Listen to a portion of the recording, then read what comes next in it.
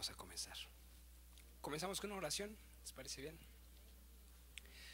Señor, tú eres bueno, eres bendito por siempre y siempre te manifiestas en alabanza de tu pueblo, Señor. Y te agradecemos tanto tu presencia, Señor, y el que tú nos hables y que tú nos ministres a través de tu alabanza. Más ahora, Señor, queremos sentarnos a tu mesa, Señor, queremos escuchar tu voz, queremos que seas tú y que hables a nuestras vidas, Señor. Que la palabra de hoy descienda del mismo cielo, Señor, que sea tu Espíritu el que nos muestre al corazón tus verdades, Señor. Que hoy seas, Señor, el que hables y no la boca del hombre, Señor. Bendito seas y ponemos todo en tus manos, en el nombre de Jesús. Damos gracias, Señor, por la vida de cada uno de los que están aquí presentes. Damos gracias por aquellos que nos escuchan por internet, Señor. Gracias por sus vidas y gracias por los que no pudieron venir hoy, pero también bendícelos en donde quiera que estén. Bendice a nuestro hermano Miguel Ugalde, que está viajando a las misiones, Señor, junto con el hermano Braulio. Bendícelos también y bendice a todos nuestros hermanos que están glorificando tu nombre en cualquier lugar. En el nombre de Jesús, amén.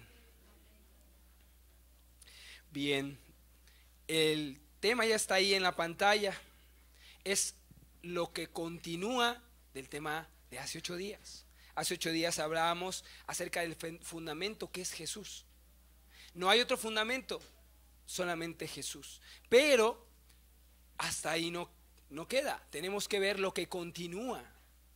Ya estamos bien seguros de lo que es el fundamento, que es Cristo. Vamos a recapitular un poquito por aquellos que se perdieron el domingo pasado la predicación, y para los que la escuchamos, un poquito recordar lo que vimos. Vamos a leer el libro de Primera de Corintios, capítulo 3, versículo 11.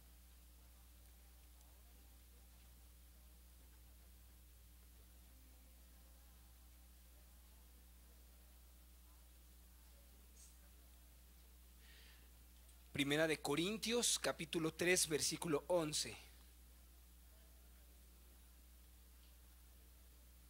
Dice: porque nadie puede poner otro fundamento que el que está puesto, el cual es Jesucristo. Nadie, absolutamente nadie puede poner otro fundamento que el que está ya puesto, el cual es Jesucristo. Hermanos, no existe ningún otro fundamento, como lo estudiamos la semana pasada. Cristo es la piedra principal, es la piedra angular que muchos en su tiempo desecharon y la pusieron como inservible, pero después resucitó y vino a ser cabeza del ángulo, la cabeza de la iglesia. No como en la iglesia católica piensan que fue San Pedro y ahora los papas. No es cierto. La piedra angular es Cristo Jesús solamente. Desgraciadamente hoy las religiones, muchas religiones llamándose cristianas o incluso denominaciones, fundan su fe en sus dogmas, en sus creencias, en lo que hacen, pero eso no es el fundamento verdadero. Todas esas cosas son removibles fácilmente, pero Cristo Jesús es la roca inamovible que va a ser eterna por siempre. Cristo es el inicio del caminar de todo cristiano. No es una congregación.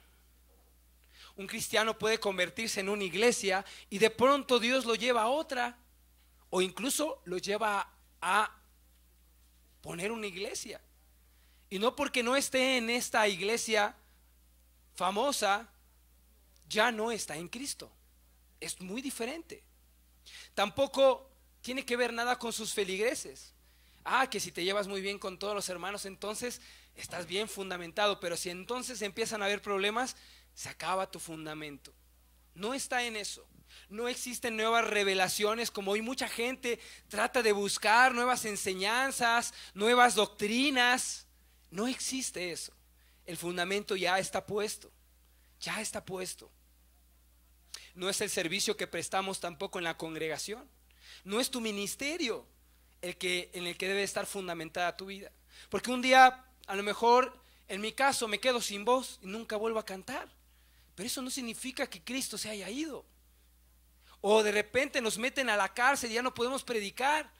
El hecho de que yo ya no pueda estar en una plaza predicando en una reunión no significa que se haya acabado Cristo. No está fundamentada nuestra vida en eso. Cristo es nuestro fundamento, nuestra piedra angular. Tu motivación en tu fe debe ser Cristo Jesús, ninguna otra cosa más. Fuera de eso estaríamos equivocados, estaríamos mal. Todo esto, fuera de todo esto, está destinado al fracaso total.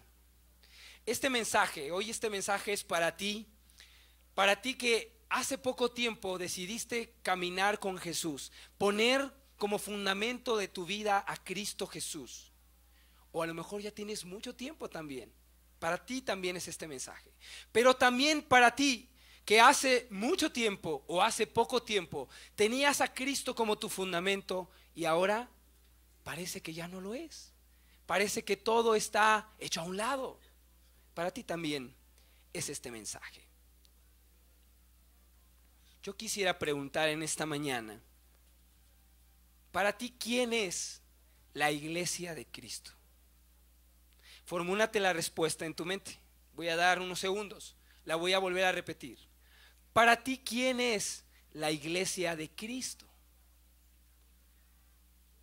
¿Ya tienes la respuesta? Vamos a leer Efesios capítulo 2, versículo 19 al 22. Efesios capítulo 2, versículo 19 al versículo 22.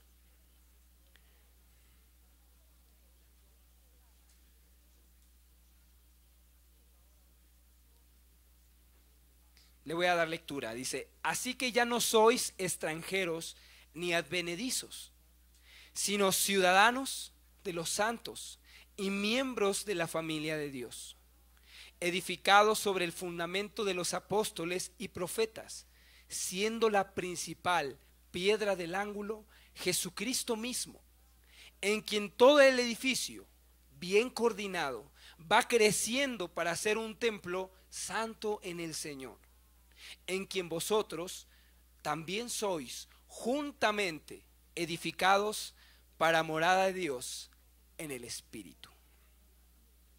Muy bien, vamos a la respuesta de la pregunta. Para ti, ¿quién es la iglesia de Cristo? Primeramente, hermanos, la iglesia de Cristo no es qué, sino es quién. ¿Qué es la iglesia? Como si fuera una cosa, como si fuera un templo, como si fuera un lugar en específico. No, la iglesia de Cristo es quién, es una persona. Dios la mira como una persona y lo puedes ver en Apocalipsis, cómo le llama, ¿no? La novia o la esposa después, ¿no? De las bodas. La iglesia es ¿quién? La iglesia está formada por lugares, ¿no, verdad? La iglesia está formada, como dice aquí en Efesios, por personas que no eran del reino de Dios, personas que estaban alejadas de Dios. Éramos, dice, extranjeros y advenedizos. Aquí estoy usando la palabra paroikos, que significa tener una casa cerca, un morador, un residente extranjero. Eso éramos. Qué triste pensar que hoy entre nosotros existan aún advenedizos que no se han animado a ser parte de la iglesia de Cristo, son todavía extranjeros. Pero eso éramos antes, en el mundo. Vivíamos en pecado, vivíamos fuera de Dios. Éramos extranjeros. A lo mejor comenzamos a asistir a una congregación y escuchábamos y sabíamos que teníamos que tomar decisiones, pero no lo hacíamos. Seguíamos siendo advenedizos, seguíamos siendo extranjeros. Pero cuando nosotros tomamos la decisión de poner a Cristo como nuestro fundamento, entonces ya no más fuimos advenedizos. Dice, ahora somos llamados hijos suyos, somos conciudadanos de los santos.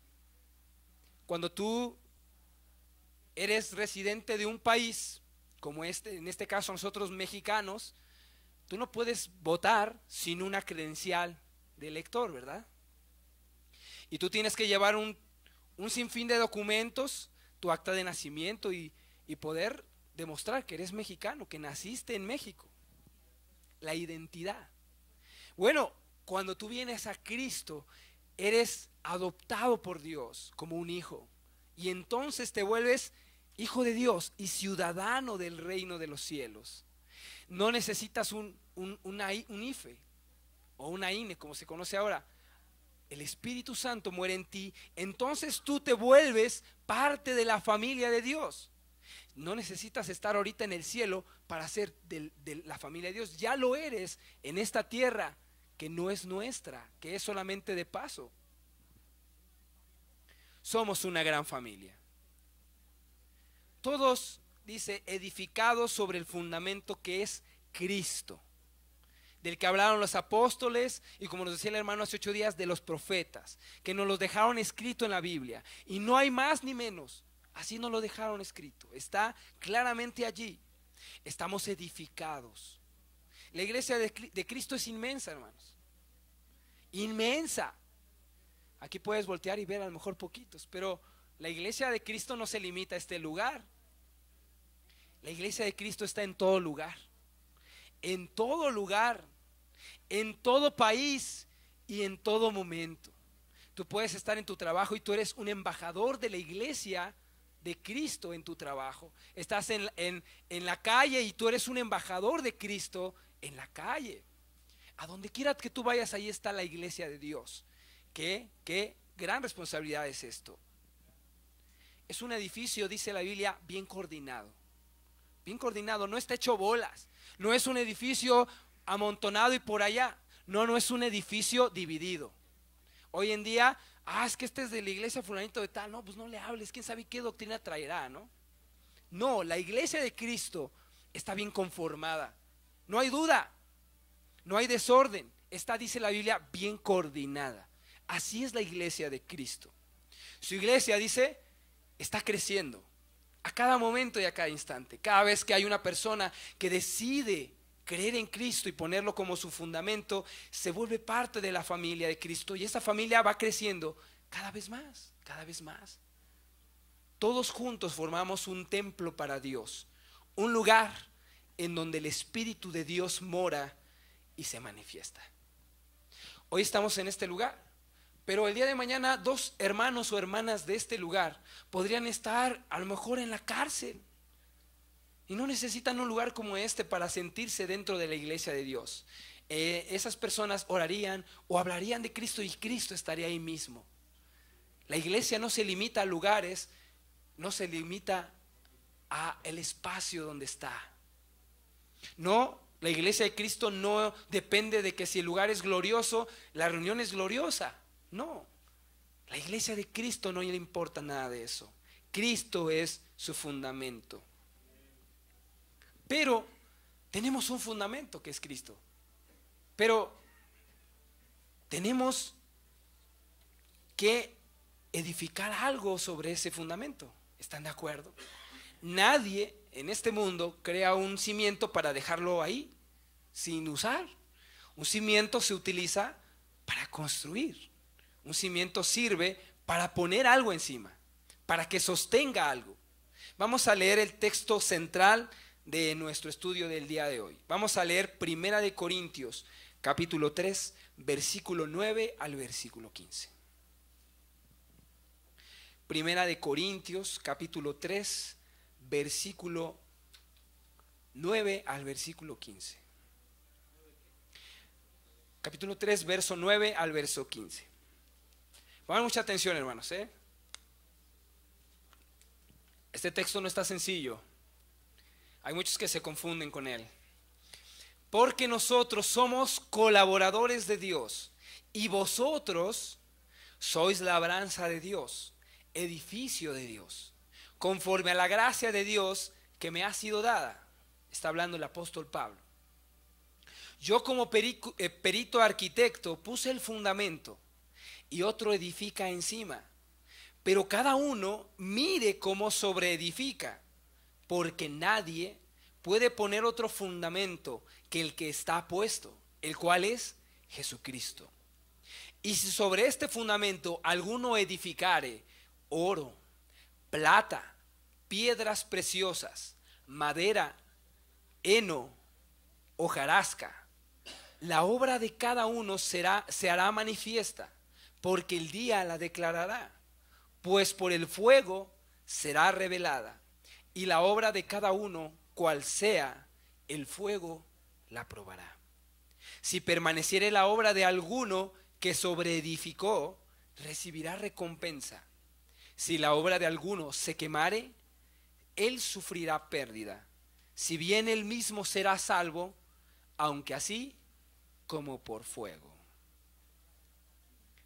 Vemos que el cimiento no sirve nada más para dejarlo de adorno. Necesitamos edificar algo, darle una utilidad. ¿Qué utilidad o valor práctico tendría el proyecto si no se construye nada? ¿De qué serviría que haya venido Jesús a morir y resucitar y hoy esté sentada a la diestra del Padre? Para nada. Hay un propósito real. Lo mismo es aplicable aquí. El edificio de Dios en la tierra. Puesto el fundamento que es Cristo, es preciso edificar encima de él, pero siguiendo cuidadosamente las indicaciones del diseño celestial. Y vamos a desentrañar estos textos que acabamos de leer para que podamos entender a qué se refiere el apóstol en esta parte. Vamos a leer el verso 9 en especial. Dice: porque nosotros somos colaboradores de Dios y vosotros sois labranza de Dios, edificio de Dios. Hablando en contexto, Pablo está reprendiendo a los corintios, incluso les llama carnales, porque se andaban peleando. No, es que yo soy de Pablo, es que él me predicó, es que soy su hijo espiritual. ¿Por ahí han escuchado esa palabra? Pues yo no creo que exista eso. Somos hijos de Dios, yo no creo que de nadie más, ¿no? Solo existe un Padre. Pero se andaban peleando los corintios. No, es que yo soy de Pablo. Y yo no, es que yo soy de Apolos. Porque yo cuando llegué a la iglesia estaba Apolos predicando. No, y qué unción la de Apolos. Más que la de Pablo, podrían decir unos. Pero otros decían, no, no es cierto, el hermano Pablo era súper ungido de Dios. Y ahí andaban peleándose. Y seguramente ya había la iglesia de Pablo y ya había la iglesia de Apolos. Y Pablo los empieza a reprender. Y les empieza a aclarar en el verso 9. Para edificar sobre el fundamento que es Cristo, estamos los colaboradores de Dios. Aquellos que predicamos la palabra. Aquellos que vamos y visitamos algún lugar para ministrar, ¿no? O nos encontramos a alguien en la calle y predicamos. Aquellos que compartimos la palabra en el púlpito. Somos colaboradores de Dios. Dios necesita colaboradores para construir su edificio. Todos y cada uno que aquellos que predicamos el evangelio y llevamos a la gente a los pies de Jesús. Y las personas que creen y deciden poner a Cristo como su fundamento, dice la Biblia, son labranza de ese trabajo. Y como resultado, se integran al edificio de Dios. Es lo que está hablando el verso 9. Pero nosotros, dice, somos colaboradores de Dios. Y vosotros sois labranza de Dios, edificio de Dios. Vamos a ver ahora el verso 10. Conforme a la gracia de Dios que me ha sido dada, yo como perito arquitecto puse el fundamento. Y otro edifica encima, dice. Pero cada uno mire cómo sobreedifica. El fundamento, hermanos, como lo decimos, ya está puesto ahí. Aquí hay una gran advertencia, pero cada uno mire cómo sobreedifica. ¿A quién le está diciendo esto, hermanos? Contextualmente le está hablando al otro, al que edifica sobre el fundamento de la iglesia. En este caso, en Corinto, estamos hablando de Apolos, ¿sí? Porque ya había llegado Pablo primero y había predicado a Cristo y se habían convertido. Pero después Pablo se tuvo que ir y llegó Apolo. Y él empezó a ministrarlos de parte de Dios y los empezó a sobreedificar. Esto es lo que habla en el contexto. Pablo los estaba reprendiendo por la disputa, claro está. Aquí se refiere al obrero que sea, a quien quiera que sea, a cualquier cristiano que sea, que edificare sobre ese fundamento. Seguramente a ti te predicaron por allá afuera y de pronto, permítame un segundo, a ti te predicaron y de pronto tú encontraste esta congregación y aquí veniste a crecer. Uno es el que plantó y aquí se regó, pero el crecimiento, lo dice la Biblia, lo da Dios. Aquí está hablando de eso. Pero cuidado, el que sobreedifica tiene que tener cuidado de cómo sobreedifica, dice, sobre el fundamento. En las congregaciones somos responsables, hermanos, de cómo sobreedificamos a los hermanos. Somos responsables de velar que los materiales a usar en el edificio de Dios estén siendo los correctos. Debemos vigilar que sean genuinos. Pongan mucha atención. Hablamos de materiales, pero es curioso que muchos se confunden cuando llegamos al punto de los materiales y de las obras. Vamos a ver el verso 9. Porque nadie, verso 11, porque nadie puede poner otro fundamento que el que está puesto, el cual es Jesucristo. De inicio, es importante que cualquiera que venga a quererte poner algo diferente a Jesús, entonces lo mandamos muy lejos. ¿Por qué? Porque está equivocado. No, hermano, es que mira que si tú te vienes aquí te vamos a dar un ministerio y ya te prometen ahí casi el arzobispado, ¿no? Te están poniendo otro fundamento diferente. No sirve eso. Tiene que haber el que va a sobreedificar tiene que sobreedificar correctamente y sobre un fundamento correcto. No está discusión el cambiar el fundamento. Ese ya está allí. Ojo, no tiene que ver con la doctrina. Estamos hablando de Cristo. Es lo central. Veamos claramente a qué se refiere con materiales y todo esto del oro y de la plata y de las piedras preciosas, de la madera, del heno y la hojarasca. ¿A qué se refiere esto? Leemos el verso 12. Y si sobre este es fundamento alguno edificare oro, plata, piedras preciosas, madera, heno, hojarasca. Todo edificio, hermanos, es construido con materiales. Todo edificio. Y aquí se mencionan 6 materiales en especial. Y vamos a estar estudiando ahorita cada uno de ellos. Pero antes quiero aclarar algo muy importante para que no te vayas por otro lado respecto a estos textos, porque muchos se van por allá. Vamos a leer y vamos a poner ahí en la pantalla el verso 13, 14 y 15. Y quiero que pongas mucha atención sobre las palabras que están de color amarillo, resaltadas en color amarillo. Versículo 13, 14 y 15. Dice, la obra de cada uno. Y después dice, y la obra de cada uno cual sea. Y después dice, si permaneciera la obra de alguno. ¿Cuál obra, hermanos? ¿Obra de quién? No,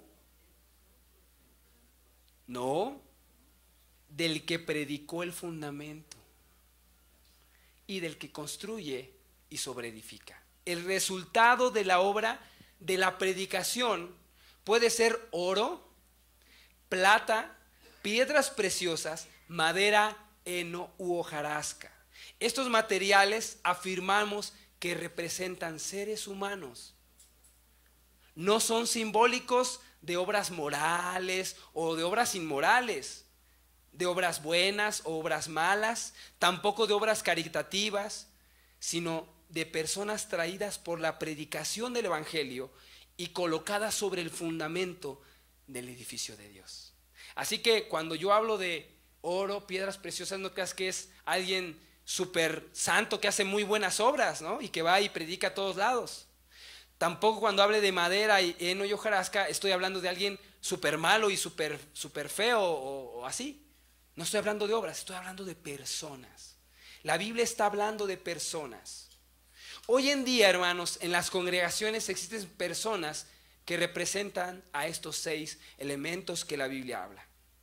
Pero la pregunta de esta mañana es, ¿y tú y yo qué elemento representamos en el edificio de Dios? Ustedes ya están colocados, unos en un lugar, otros en otro, pero ya están colocados. La cuestión es preguntar, ¿eres tú oro? ¿Eres tú heno, hojarasca? ¿Eres madera? ¿O eres piedra preciosa? ¿O eres plata? Muy interesante, ¿no? Yo quisiera, antes de introducirnos a lo espiritual, quisiera que lo miráramos de forma material. Y vamos a estar viendo estos elementos como los conocemos en la tierra. Veamos el primero y vamos a poner una imagen. El oro. Ahí está. Súper preciado, carísimo. La palabra proviene del latín aurum, que significa brillante amanecer. Fíjense las características del oro.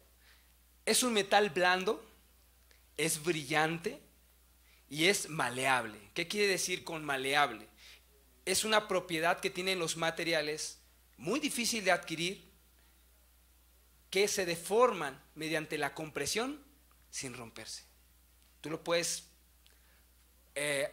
oprimir, ¿no?, con fuerza, y este metal va a obtener el molde que tú le des, la forma sin romperse, sin destruirse, de manera que sirve, ¿no? Bien, es inalterable por el aire, o sea, no se oxida con el aire así tan fácilmente. El calor, la humedad, la mayoría de los agentes químicos no le hacen nada. Fíjense cómo es el oro. El oro se reconoce y se aprecia desde tiempos muy remotos, hermanos, no solamente por su belleza y resistencia a la corrosión, sino también por ser más fácil de trabajar que otros metales. Ahora quiero comentarles su relación con el fuego. Para que el oro entre en punto de fusión, o sea, que se empiece a derretir, necesita unos 1064 grados centígrados, una cantidad muy elevada de temperatura. Y para que una vez ya hecho derretido, ¿no?, empiece en el punto de ebullición, necesita 2856 grados centígrados, una cantidad muy elevada de temperatura. De manera que este metal puede resistir pues unas temperaturas muy altas. Entonces podemos entender que el oro tiene sus características. Vamos a ver el siguiente, la plata. Vamos a ver una imagen. Vean la plata. La palabra proviene del latín argentum. Yo me llevé la sorpresa de que de ahí viene la palabra o el nombre del país, Argentina. De ahí lo sacaron. Blanco o brillante significa. La plata es un metal muy dúctil y maleable, algo más duro que el oro, y presenta un brillo blanco, metálico, susceptible al pulimento. O sea, si tú lo tallas, se vuelve más brilloso, más blanco. ¿Ok?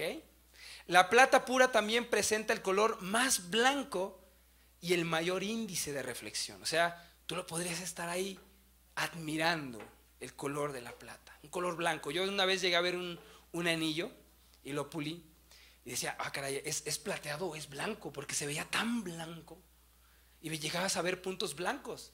O sea, wow, es pureza, significa pureza. Bien, ahora vamos al número 3. Aquí es donde yo más me sorprendí, porque jamás en mi vida había yo revisado lo que son las piedras preciosas. Y yo sé que existen muchísimas, pero yo tomé solamente de las que están compuesta la Nueva Jerusalén, que habla en Apocalipsis. Primero está el jaspe. Tú puedes mirar el jaspe. Es hermoso.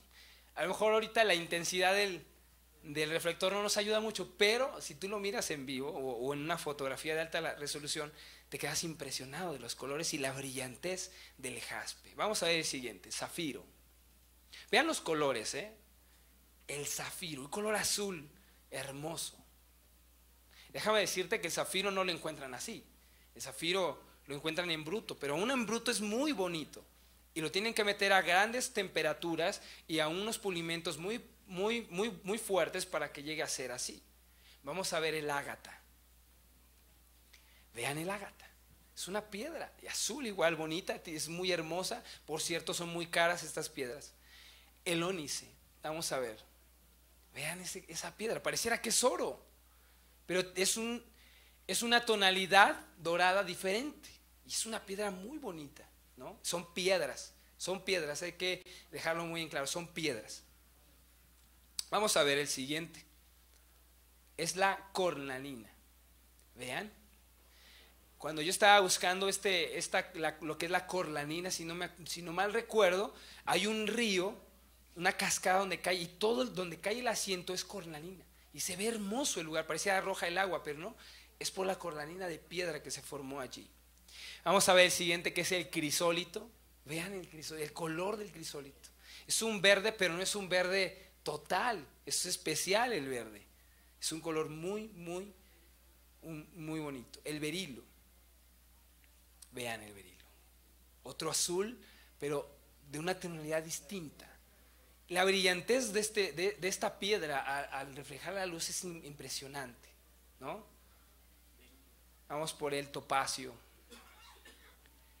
Aquí está el topacio, como les comentaba, el topacio como mineral, y ya tallado se ve diferente. Pero aún así es hermoso el topacio y todas las piedras. Vamos a ver el crisopraso. Vean ese color. Esa mezcla de colores pareciera que alguien lo pintó, pero mucho más que eso, ¿no? Es hermoso las piedras que te puedas encontrar. Vamos a ver el jacinto. Vean el jacinto. Incrustado en una piedra, pero vean el color y la forma. Es algo muy bello, impresionante. Y vamos por último, la amatista. Vean el amatista. Es un color morado. Yo veía la piedra en bruto, como la encuentran, y es un morado muy profundo. Y es hermoso con la luz. Ahora, ¿tú puedes imaginar un edificio conformado con estos elementos? Oro, plata y todas las piedras preciosas. Es más, yo me esforcé por encontrar en internet un muro, ya no una casa, un muro hecho de piedras preciosas. No existe. Es carísimo hacer algo así. Ahora imagínate la Biblia, que la Nueva Jerusalén está hecho de eso. No lo encontré. Busqué una casa de oro, pues tampoco. Imagínate construir una casa de oro, aunque sea chiquita, sería de un valor incalculable. Ahora me fui a la plata a ver si una construcción de plata. Tampoco la encontré, ni un muro de plata. Había casitas así para que te las colgaras, nada más. Porque es carísimo. ¿Te das cuenta que Dios, a través de lo físico, nos hace entender que para Él las personas que tienen estas características, para Él son verdaderamente preciosas y altamente costosas? Costamos la sangre de Cristo. Esto es verdaderamente sublime. Dios utiliza una figura de lo que vemos y lo que conocemos. Yo creo que muy difícilmente nosotros hemos tenido todas estas piedras en nuestras manos. Son carísimas. Y no solo eso, difíciles de encontrar, difíciles de hallar. Pero no hemos parado. Hay 3 elementos aún que la Biblia nos describe, y vamos a verlos. La siguiente es la madera. No es fea la madera. Hay maderas muy hermosas, ¿no? Desde luego, con este tipo de material se suelen edificar muchas construcciones, y existen maderas muy finas, muy hermosas, que talladas y bien tratadas son de buen parecer. Ahí les podemos mirar diferentes tonalidades. La madera suele ser muy útil y para muchas cosas, no solamente para construir casas, ¿no? Bueno, vamos al siguiente, el heno. ¿Quién no conoce el heno? En climas secos y calurosos, el heno está formado de hierbas vastas, muy secas, que tienen muy poco valor nutricional. Pero a veces en estos lugares es lo mejor que pueden hacer muchos granjeros en estas zonas. ¿Se puede construir una casa con esto? Sí. O sea, hay casas con este material, ¿sí? Y vamos a ver finalmente la hojarasca. En hebreo, la hojarasca es la palabra hebrea agash, o en el griego kalam, y que significa cualquier residuo vegetal que resulte altamente inflamable y de poco valor. Así lo refiere la Biblia. Hojarasca. Materiales, fundamento, un edificio que construir. La pregunta es, ¿con qué lo quieres construir? Y ahí lo dice el apóstol. El fundamento está puesto, como perito y arquitecto lo puso. Pero mira bien con qué sobreedificas. En otras palabras, mira bien de qué material están hechos las personas que tú estás colocando en el edificio de Cristo. Eso es lo que dice aquí. Bueno, y pues tendríamos que ser Dios a lo mejor para poder entrar en la mente y el corazón de la gente para saber de qué tipo de material están hechos. No es necesario. Vamos a leer el verso 13 de Primera de Corintios 3. Primera de Corintios 3, versículo 13. ¿Por qué es tan importante hablar de esto? Por este versículo. Dice, la obra de cada uno se hará manifiesta. ¿La obra de quién, hermanos? No, recuerden, del que está sobreedificando, al que le predicas, de tú que estás predicando a aquel que está predicando. ¿Ok? La obra de cada uno se hará manifiesta, porque el día la declarará. Pues, ¿por dónde? ¿Por qué? Por el fuego será revelada. La obra de cada uno, ¿de quién? Del que está sobreedificando. Dice, la obra de cada uno, cual sea. Sea Apolo, sea el hermano que hace 2 siglos predicó, hace 1 siglo, o los que actualmente están predicando. El fuego, dice, lo probará. Lo probará. En otros tiempos había iglesias que como se esforzaban por hacer filtros, ¿no? Por hacer exámenes, a ver quién sí y quién no era. Pero eso no lo prueba. Aquí la Biblia te lo dice bien claramente qué es lo que prueba a las personas que son parte del edificio de Dios. La prueba de fuego.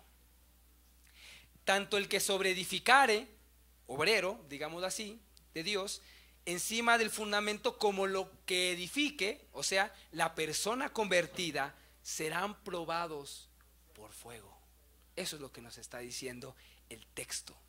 ¿A qué fuego se refiere, hermanos?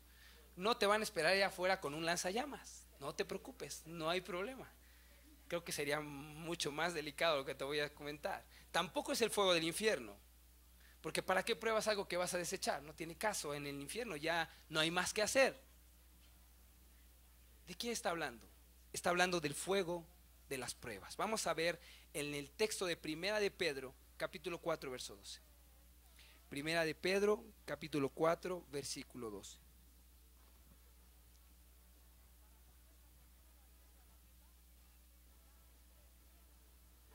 Dice, amados, no os sorprendáis del fuego de prueba que os ha sobrevenido, como si alguna cosa extraña, os aconteciese. Eso es muy común. Hay personas que se acercan a Cristo pensando que se le van a acabar los problemas, y eso no es cierto. Hay personas que llegan a la iglesia de Cristo sin problemas y cuando se convierten le vienen los problemas. Y hay quien al revés. Hay personas que llegan a Cristo porque tienen un montón de problemas y después se les acaban. ¿Cuál será la prueba de fuego? Ambas. Porque aquel que no tenía problemas y llega y empiezan los problemas, para él es fuego. Pero aquel que tenía muchísimos problemas dice, bueno, voy a ir a la iglesia para que Dios me ayude. Y cuando Dios lo ayuda, se le van los problemas y ¿qué crees que pasa? Se le olvida que Dios lo ayudó y se olvida de la iglesia y se olvida de todo. Y otra vez le vuelve a dar duro a la hilacha, como dice, ¿no? También es una prueba, porque dice, a ver, te voy a quitar los problemas, a ver qué tal reaccionas, a ver si me eres fiel. Puede ser de diferente forma.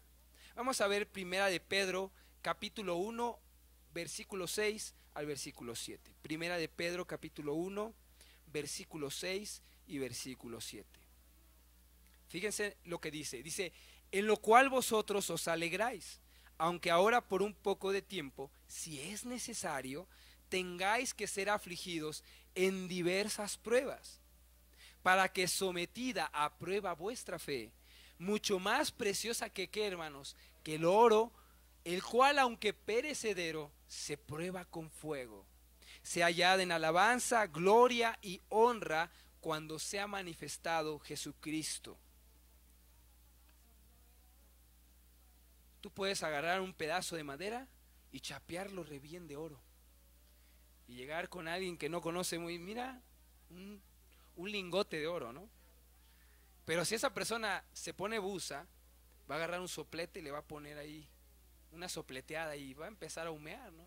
Pues ¿cuál lingote de oro? Es una madera chapeada de oro, ¿no? Pero si ese lingote es de verdad de oro, pues no se va a derretir. Vimos que necesita unos grados muy altos y no se va a empezar a fundir tampoco. Y entonces vas a saber que es oro. Es así igual. En la iglesia muchos deciden poner a Cristo como su fundamento, ¿eh? Llegan y no, sí, hermano, yo le voy a echar ganas, no, de veras que ahora sí me voy a convertir. No, yo estoy muy dispuesto a seguir a Dios. Comienzan a asistir a la iglesia, pero de un momento a otro, después, son probados por fuego. Dice Dios, a ver, vamos a ver de qué material estás hecho. Y los resultados a veces saltan a la vista. Las personas son probadas en su fe y en su decisión, pero el fuego manifiesta lo que se ha hecho en esta persona. Dice, el día lo declarará. Ah, qué bueno que está muy dispuesto y está muy dispuesto a estar entregado por Cristo, pero vamos a ver, vamos a darle el tiempo al tiempo y que Dios pruebe lo que la persona dice. Es una realidad. Esto pasa no solamente con los nuevos convertidos, sino incluso con los que predican. Todos somos pasados por el fuego de prueba. El fuego se encargará de probar si tú eres un elemento genuino o no lo eres. Vamos a ver unos ejemplos bíblicos. Detallemos. Vamos a ver, el oro, la plata y las piedras preciosas representan a personas convertidas al Señor, que sometidas al fuego de prueba, bautizadas en alguna etapa de su vida espiritual, viene el fuego de pruebas, viene el sufrimiento, y esas personas, en lugar de irse para atrás, se purifican todavía más, y los ves más fortalecidos, y los ves más que brillan, porque Cristo está haciendo su luz. Las pruebas los hacen pulirlos todavía más. Ellos empiezan a ser parte de la casa espiritual de Dios y brillan. No los puedes esconder, como dice, no puedes poner una luz debajo del almud. Brillan. Son elementos preciosos en el templo de Dios, en su edificio. Este grupo de convertidos también posee talentos excepcionales. Los que están consagrados a Cristo, Dios los capacita y les da aportación, y esas personas le dan grandes aportaciones y excelentes al edificio de Dios. Si nos limitamos a la obra del apóstol Pablo, sin relegar obviamente a los demás que predicaron en esos tiempos, saquemos algunos ejemplos de ellos que el apóstol predicó en el siglo I y que se convirtieron, y que a la luz de la palabra podemos ver que eran personas que representan oro, plata y piedras preciosas. Por ejemplo, Timoteo. Otro, Tito. Epafrodito, lo menciona la Biblia. Y no solamente hombres, también había mujeres, ¿no? Aquila o Priscila. Tal vez varios de los que Pablo nombra también, si tú lo lees después en Romanos 16 y en 2 de Timoteo 4:9, también nombra a muchos hermanos que eran de este tipo de elemento. La Biblia los menciona. Yo te pregunto, ¿conoces tú el día de hoy cristianos de tanta calidad y valor? ¿A cristianos de oro, a cristianos de plata y de piedras preciosas? ¿Los conoces? Pero también existen otros elementos. La madera. Particularmente las maderas, hermanos, son duras, como el cedro, el ciprés y el olivo. También son bellas, también son valiosas y son resistentes. pero no tanto como el oro, la plata y las piedras preciosas. Simbolizan aquellos convertidos que son probados por el fuego y suelen permanecer, suelen ser útiles, y toman ellos ciertas medidas necesarias para la preservación espiritual. Pero con todo esto, el fuego voraz de la prueba los apaga pronto y los consume lentamente hasta que se acabó, ¿no? Son personas que son duras como la madera. Ahí los ves y están duro y dale con las pruebas, ¿no? Y los ves que se mueven y de repente dejan de venir a la iglesia, pero pasan 2, 3 meses y le vuelven a regresar. No, aquí estoy, hermano, y lo ves así como que ¿estás bien, hermano? Sí, hermano, sí, estoy bien. Y los ves otra vez jalar y pasa, otra vez les llega una prueba y otra vez dejan de asistir, pasan los momentos difíciles, vuelve a regresar, pero llega un momento en el que ya no pueden más y explotan y ya no los vuelves a ver jamás. Se consumen en medio del fuego de las pruebas y no logran soportar. Suelen resistir bastante tiempo, pero después se acaba, porque eran simplemente madera. Un ejemplo de ello para el apóstol Pablo fue quizás Demas. Demas tal vez era de madera. Testificaba el apóstol Pablo acerca de él, y vamos a leer un texto en 2 de Timoteo capítulo 4 versículo 10. Qué texto tan triste. Yo leía hace tiempo un libro de Hudson Taylor, cuando lo dejaron en su misión solo, y él decía: yo me encontré ese texto cuando me dejaron, dice, y las lágrimas me brotaban porque nunca más había entendido al apóstol hasta que leí este texto, decía él. Dice el 2 de Timoteo capítulo 4 verso 10, dice: porque Demas me ha desamparado. ¿Sabe lo que es desamparar? Ahí te haces bolas, ahí te ves. Dice: amando este mundo, y se ha ido a Tesalónica. Crescente fue a Galacia y Tito a Dalmacia. Ahí se ven dos que estaban permaneciendo, pero hubo uno que fue Demas, que era madera. ¿Por qué era madera, hermanos? Porque no cualquiera andaba con el apóstol Pablo. Demas no era cualquier elemento de la iglesia. Imagínate la responsabilidad de andar junto con alguien como Pablo, que era valioso en el cuerpo de Cristo. Era oro, ¿no? Era alguien de mucho valor. Y este hombre andaba con él, de su mano. Seguramente varias veces a Demas le tocó predicar, escuchar predicaciones o ministrar gente de los diferentes lugares que visitaba el apóstol. Demas no era cualquiera. Y seguramente le tocaron algunos cates que el apóstol también vivió, ¿no? Persecución, dificultad, y aguantó. Pero llegó un momento que dijo: ay, no, a mí me gusta más el mundo, con permisito, ahí te ves. Y lo dejó desamparado, porque Pablo confiaba en él. Pablo de verdad confiaba en él, se recargaba incluso en él. Pero de pronto desapareció Demas, ya no aguantó el fuego de prueba y dijo: yo me voy, yo soy de madera, me voy mejor y voy a amar lo mundano. ¿Cuántos Demas hay hoy en la iglesia presente? Que ahorita están aguantando, son de buena madera, los ves firmes, pasan unos cuantos añitos y después se desaparecen, ¿no? Bueno, falta de heno y hojarasca, y lo voy a juntar porque prácticamente son los mismos. Son los que confiesan el nombre de Cristo y se bautizan para perdón de pecados, como lo marca Hechos 2:38. Pero se manifiestan incapaces de soportar el más mínimo fuego de prueba.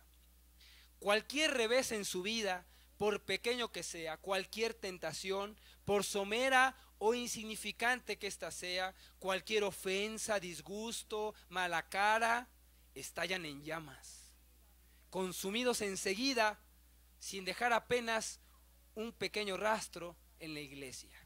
Estas son las personas que son heno y hojarasca. Préndele fuego al oro, pues no. Préndele fuego a las piedras preciosas, muy difícil. A la plata, a la madera van a aguantar.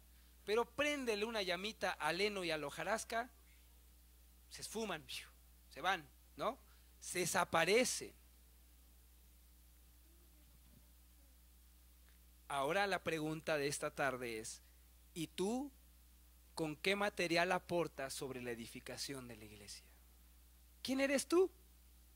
Puede ser oro, puede ser plata, puede ser piedras preciosas, puedes estar siendo madera, que estás sobreviviendo el cristianismo, sientes que se te acaba el cristianismo todos los días que pasa, o eres heno y hojarasca.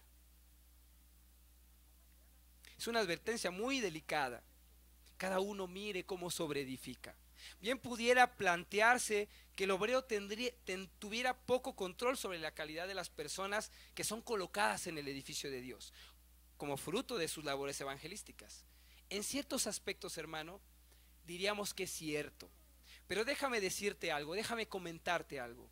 No faltan jamás las personas que engañan al obrero honroso del Señor, pretendiendo una conversión genuina, que todo va bien, que están bien cimentados. A lo mejor tienen propósitos, agendas totalmente egoístas, materiales y carnales, y dan una apariencia de que todo está bien. Pero usualmente esas personas, tarde que temprano, manifiestan que son solamente heno y hojarasca. Y eso es muy triste.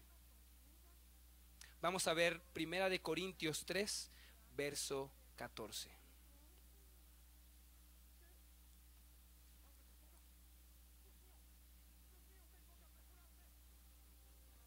Dice: si permaneciere la obra de alguno que sobreedificó, recibirá recompensa. ¿De quién está hablando?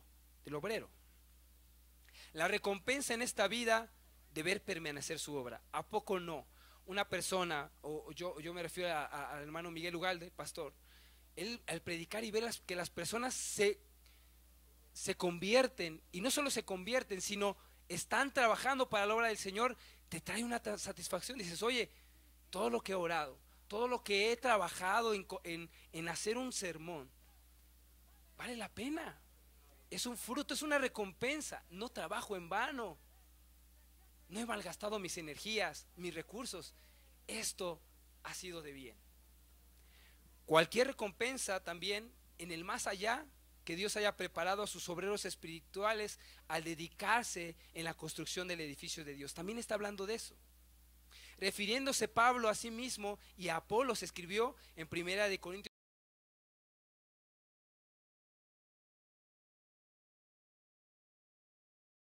él se quedó tranquilo, Dios lo recompensará en su otro, y le riega, y él recibe el fruto, y es otra su recompensa.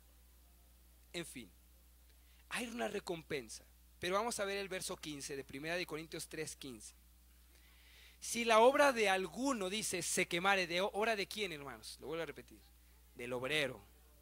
Si la obra de alguno se quemare, él sufrirá pérdida.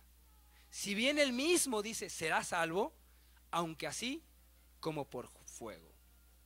Te voy a explicar. Si el alma que traigo yo por el evangelio a formar parte de la iglesia de Cristo no resiste el fuego de prueba y se quema, se consume por el fuego de las pruebas, es decir, esa persona muere espiritualmente saliendo de la iglesia y perdiéndose en el mundo, yo también sufro pérdida. El pastor o la persona que predicó sufre pérdida porque le duele. Tú no sabes cuánto nos duele dejar de ver a alguien aquí que deja de asistir y que al rato te enteras que está perdido. Es una pérdida terrible. Duele, duele en el alma. Sobre todo cuando lo considerabas ya parte de la iglesia de Cristo. Sufres pérdida. Pérdida de energías, pérdida de recursos, de tiempo invertido en esa persona. Pérdida de la recompensa, cualquiera que sea su naturaleza, se pierde. Hay decepción, frustración, incluso hasta puede venir desánimo, hasta una peligrosa amargura si no se cuida con Dios el alma de la persona, ¿no? De repente llegas y no ves más que dos sentados y dices: ¿qué está sucediendo? Y cuando te pasas a lo mejor desvelado por estar preparando un sermón, ¿no? Todo eso es cuestión de la parte del verso 15. Mi pérdida no sería pues insignificante, pero muchísimo mayor sería la pérdida del que se deja quemar por el fuego de pruebas, a menos obviamente que recobre a tiempo su vida espiritual en Cristo. Eso quiere decir que puede volver. Y suponiendo que nunca la recobrase, entonces las pérdidas, hermanos, para ambos serían irrecuperables. Imagínate yo vengo con un joven. Este joven era una persona alejada de Dios que se dedicaba al robo, por ejemplo. Yo le predico, él se convierte y es un joven de mucho testimonio, y de pronto yo le cedo para que dé un testimonio y luego lo llaman en otro lado y va a su testimonio y así. Pero desgraciadamente este joven no estaba cimentado y no era un elemento correcto. Era solamente madera. Y después de unos años él se aleja de Dios. Imagínate la pérdida para mí. Era alguien que yo amaba, alguien que yo oré mucho tiempo por él. Y no solamente eso, era un ejemplo y muchos lo vieron y lo escucharon. Y esta persona se alejó. Las pérdidas son irreparables, hermanos. Son terribles. Si volteas hoy al lado tuyo, vas a mirar alguna silla vacía. Seguramente. Te puedo asegurar que en ella hace tiempo se sentaba alguien con mucho ánimo de seguir a Cristo, o incluso servía en la iglesia de Cristo, pero no resistió el fuego de prueba y hoy ya no está. A lo mejor verás alguna vacía porque ya está en otra iglesia trabajando. Qué bueno, ¿no? Pero desgraciadamente existe también este tipo de personas. En esta y en muchas iglesias hoy existen personas con muy buenas intenciones, pero no basta, hermanos. El infierno está lleno de personas que tuvieron buenas intenciones, gente que sirvió en su obra y hoy está perdida para siempre. Y vuelvo a preguntar, ¿de qué material estás hecho tú? ¿De qué material estoy hecho yo? Porque el obrero no se salva, dice que aún será salvo, porque él sigue trabajando para la obra del Señor, pero él también va a ser probado. Y finalmente él tendrá que demostrar que también es oro, o es piedra preciosa, o es plata, o al revés, ¿no? No lo sabemos. Ambos serán probados. Reflexión. Quiero leer un texto bíblico para terminar. Malaquías capítulo 3, versículo 1 al versículo 3.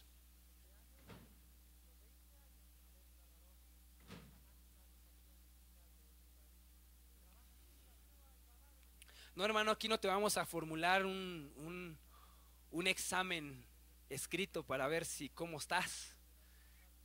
Va a ser el fuego de prueba, va a ser Dios mismo. Dice Malaquías 3, verso 1 al verso 3: He aquí yo envío mi mensajero, el cual prepara el camino delante de mí. ¿De quién habla? De Jesús. Y vendrá súbitamente a su templo el Señor, a quien vosotros buscáis, y el ángel del pacto, a quien deseáis vosotros. He aquí viene, ha dicho Jehová de ejércitos. ¿Y quién podrá soportar el tiempo de su venida? ¿O quién podrá estar en pie cuando Él se manifieste?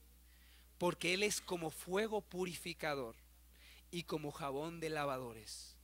Y se sentará para afinar y limpiar la plata. Porque limpiará a los hijos de Leví, los afinará como a oro y como a plata, y traerá a Jehová ofrenda en justicia. En el edificio de Dios no puede existir madera en hojarasca que aguante en el fuego de prueba. Tenemos que ser oro, plata o piedras preciosas, no hay de otra. Quiero leerte una reflexión y quiero que escuches con mucha atención. Hace tiempo unas cuantas mujeres se juntaban en una ciudad para leer las escrituras y convertirlas en el tema de su conversación. Al leer el tercer capítulo de Malaquías, el que acabamos de leer, llegaron a una expresión extraordinaria en el tercer versículo que decía: y se sentará para afinar y limpiar la plata. La opinión de una mujer era que tenía la intención de mostrar la perspectiva de la influencia santificadora de la gracia de Cristo. Luego ella propuso visitar un platero y reportar a ellas lo que él dijera sobre el tema. La mujer fue y, sin decirle el objeto al platero de su tarea, le rogó al platero contarle el proceso de refinar la plata. Él le explicó extensamente. Pero, Señor, le dijo, ¿se sienta cuando el trabajo de refinación se está realizando? Por supuesto, señora, respondió el platero. Debo sentarme con mis ojos bien fijos en el horno, porque si el tiempo necesario para la refinación excede o en el menor grado, la plata será dañada. La mujer vio al instante la belleza y el consuelo también de la expresión. Se sentará para afinar y limpiar la plata.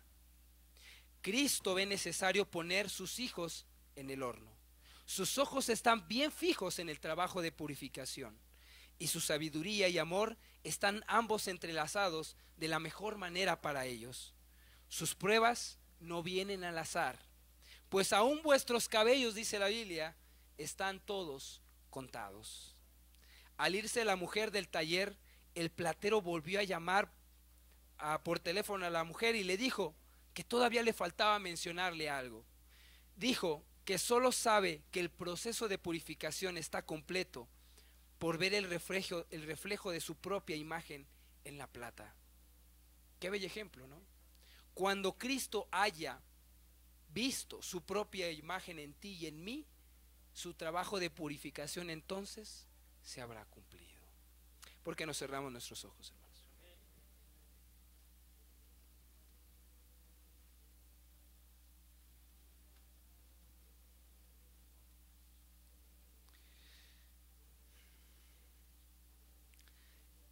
Dios nos llama a reflexionar. Muchos podríamos pensar que teniendo a Cristo como nuestro fundamento es suficiente. ¿No? Ahora tienes que ser parte del edificio de Dios. Pero la pregunta es, ¿qué eres tú? ¿Eres oro, eres plata, eres piedras preciosas o serás madera, heno u hojarasca? El obrero cumple con su parte. El obrero te comparte y te empieza a llevar a Cristo. Una vez que te llevó a Cristo, existen otros que sobreedifican y riegan lo que se plantó. Pero tú eres responsable de vigilar que tus acciones y tus motivaciones sean las correctas. Si tú solamente asistes a una iglesia, pues por costumbre, te estás equivocando. Pronto vendrá a ti la prueba de fuego y vas a ser consumido. A lo mejor tú estás sirviendo en la iglesia de Cristo, tú eres una persona que asistes a la iglesia, pero las pruebas de fuego te han estado golpeando y sientes que te estás muriendo, sientes que estás sobreviviendo, porque es que si no voy los domingos siento que me muero. ¿Qué está haciendo tu vida? Si tú eres madera, vas a aguantar unos cuantos años, unos cuantos meses, pero finalmente vas a ser vencido por la prueba de fuego. Tú necesitas ser oro, tú necesitas ser plata, tú necesitas ser piedras preciosas. Y déjame decirte que el oro, para poder tener oro, no se crea de la noche a la mañana. El hombre jamás ha podido crear oro. El oro solamente se encuentra. Y es a través de un proceso muy difícil y de una refinación muy grande. Igual la plata. Las piedras preciosas se crean en temperaturas muy altas.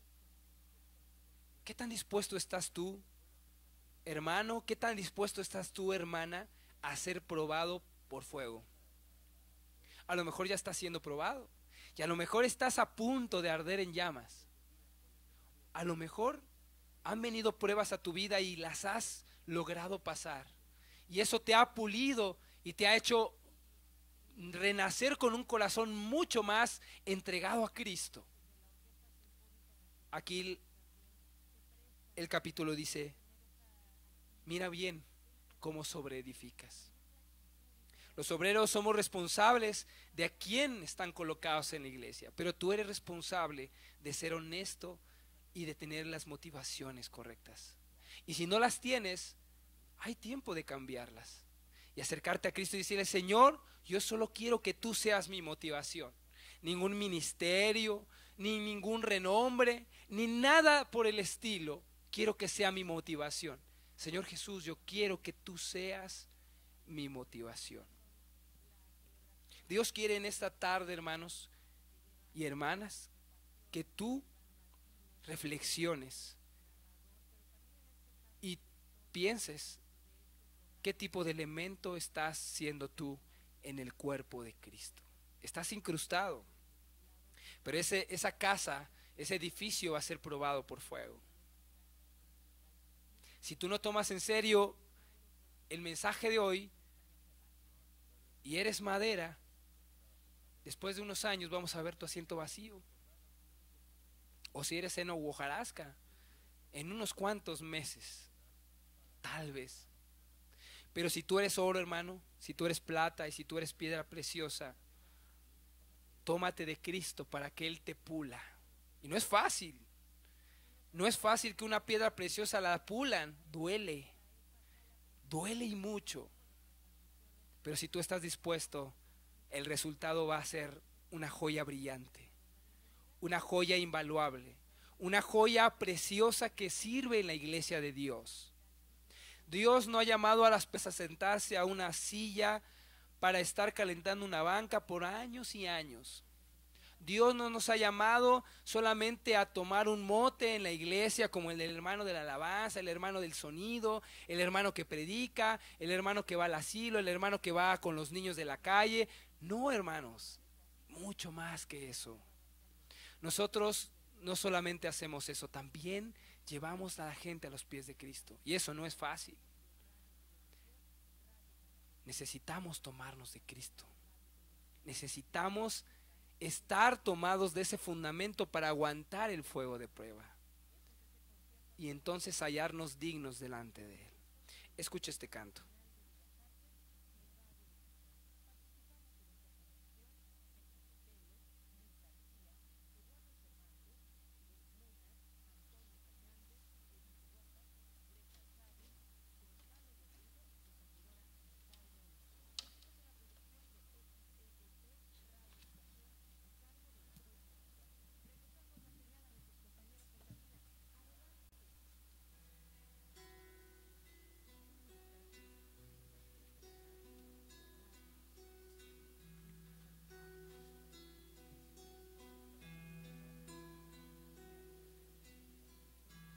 Como jabón de lavadores, fuego consumidor, súbitamente vendrá el Señor a su templo. Él se sentará y nos afinará hasta que traiga alabanza con boca y manos limpias, como jabón de lavadores, fuego consumidor, súbitamente vendrá el Señor a su templo. Él se sentará y nos afinará hasta que traiga alabanzas con boca y manos limpias, con boca y manos limpias. Él se sentará y te refinará hasta que traigas alabanza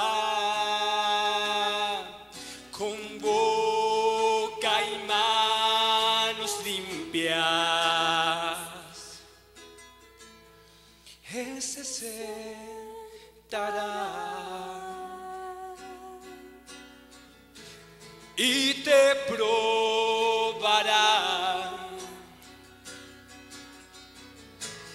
Él se sentará, fijamente te observará, hasta que traigas alabanza con boca y manos limpias. Dice en su palabra que él miraba una nueva Jerusalén descender del cielo, con calles de oro, mar de cristal, y sus cimientos hechos de piedras preciosas. Una iglesia realmente conformada, perfectamente hecha por él, refinada. Dice que no entrará nada que no sea de él. Y dice también que tienes que guardar tu corona para que nadie más la tome en tu lugar.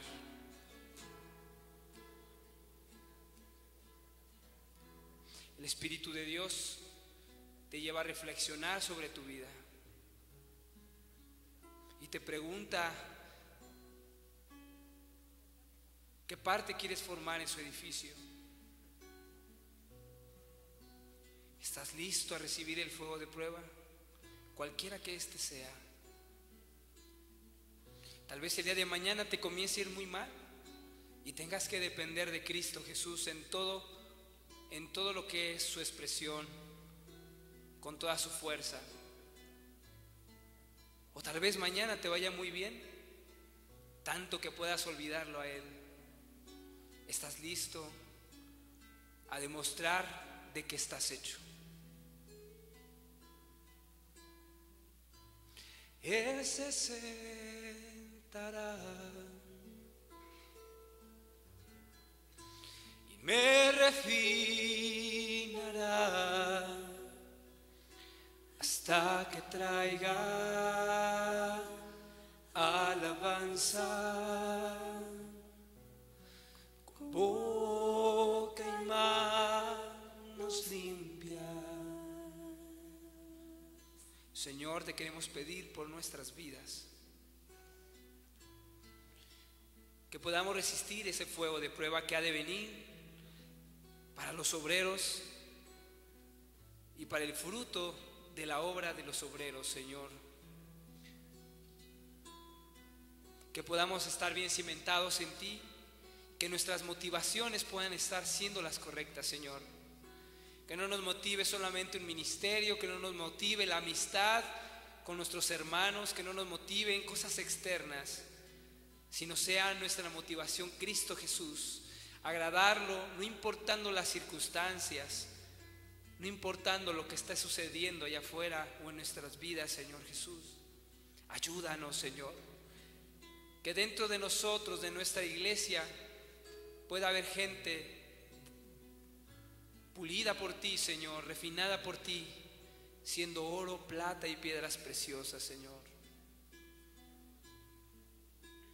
Queremos sobreedificar, Señor, con metales y con piedras resistentes, Señor, ante la dificultad, Señor.